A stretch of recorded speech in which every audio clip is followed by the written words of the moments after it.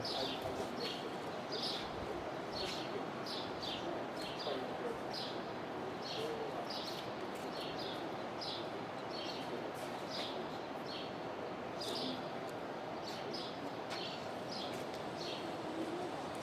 that's true.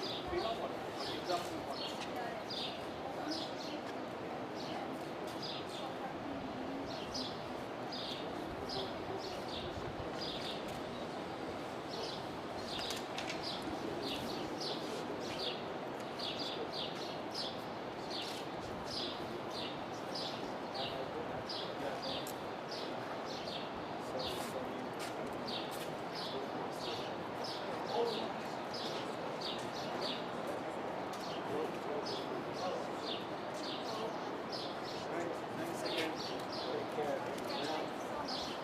Omar, would you be willing to share some remarks for today?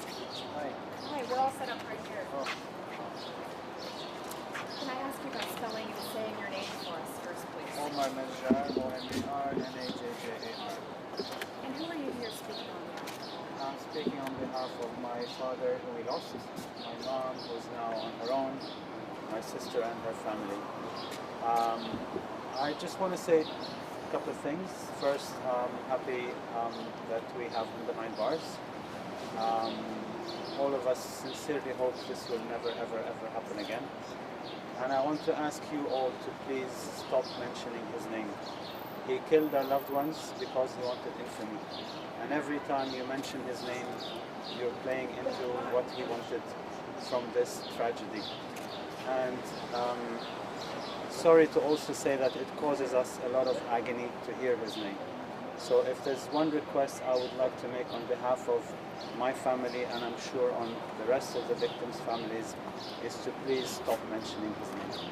Are you satisfied with the sentence that was given to the accused today, Omar? I am. At the end of the day, we have to respect the law of the land. Obviously, we all wanted him to not be eligible for parole for much, much longer.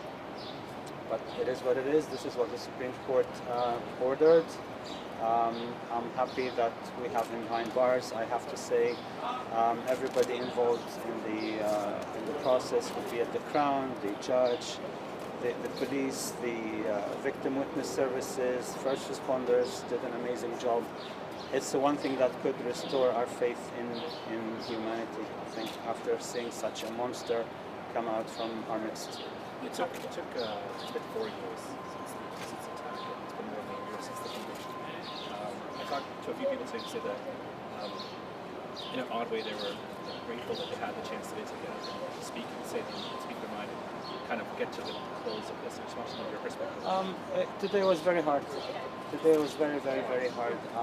It is 4 years on, but it's still very tough to remember the ugly details. You know, you start dealing with your loss, but then there are all these ugly details that you forget. You just, at the end of the day, it's a loss.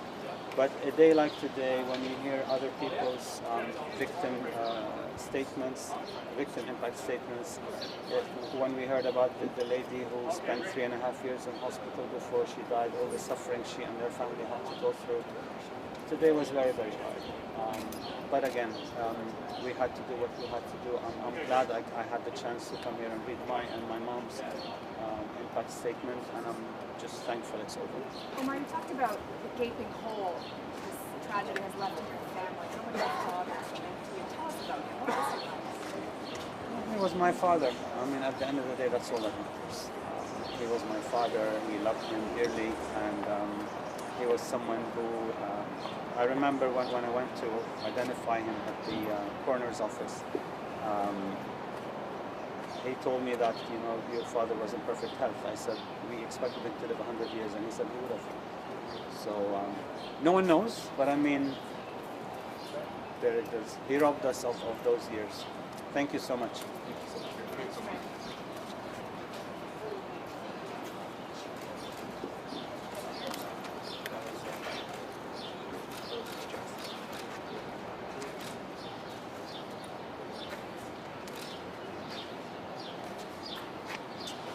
Hey everyone. Yeah, it's Elwood Delaney. Can you spell it for us? E-L-W-O-O-D and then D-E-L-A-N-E-Y. Now you're talking about your grandmother. Yes. Life was ripped from your family. Just one person's choices. What do you make of what you heard to be the conclusion of this case? Are you satisfied? No, I'm definitely not satisfied. He sat there, showed zero emotion, barely looked up at anybody reading an impact statement. It was very cowardly of him just to sit there how he did. You spoke directly to him. You were one of the few people to look out throughout your victim's impact statement, look at him and talk to him. Why was that important to you? I hold a lot of anger towards that man. Not for what he just did to me and my family, but for what he did to, everybody else, the city of Toronto, our nation. It was horrible, and all just because we never really got a reason why. And it's just there is no words for what he did, and I'm angry at that man. What with the last 4 years of your life? It's been a struggle. Luckily, two of my kids were fairly young, so they don't really know, but they are now asking questions now, especially now that I'm out here. Oh, why is Dad going to Toronto? My oldest he remembers when we came here in 2017. He remembers everything, so it was a lot harder for him. But like Wednesday will be my first Blue Jays game I have watched since her murder. And I bought 2 seats. She will be sitting beside me. And yeah, it's emotional being here. But like I said, it's been a hard 4 years. This door is now closed, but there's still the next 50 years of healing from this. Where is it? I hope he rots.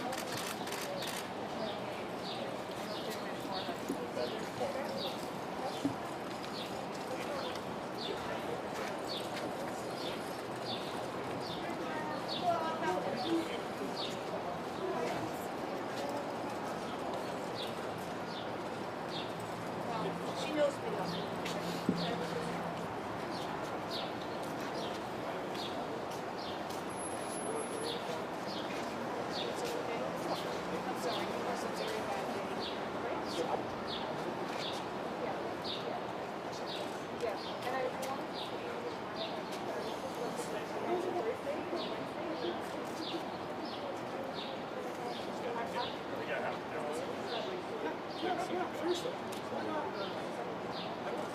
All right.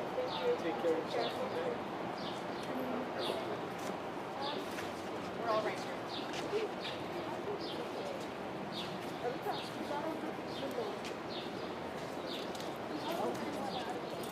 You want a sandwich?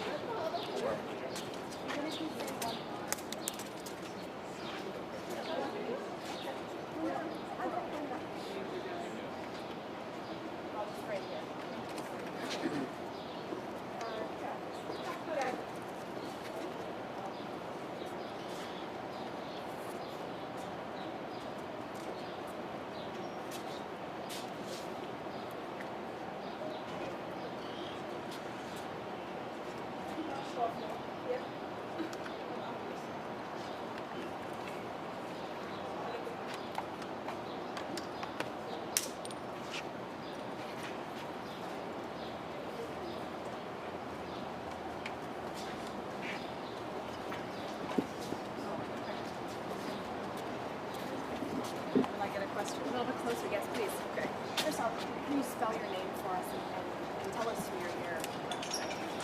So I'm Luam Albasalasi, Luwamogbasalassie, and I'm here with my aunt, Ruth Balai. And who are you speaking on behalf of? On behalf of my aunt, Amaresh Tesfamariam, who's a victim of the van attack.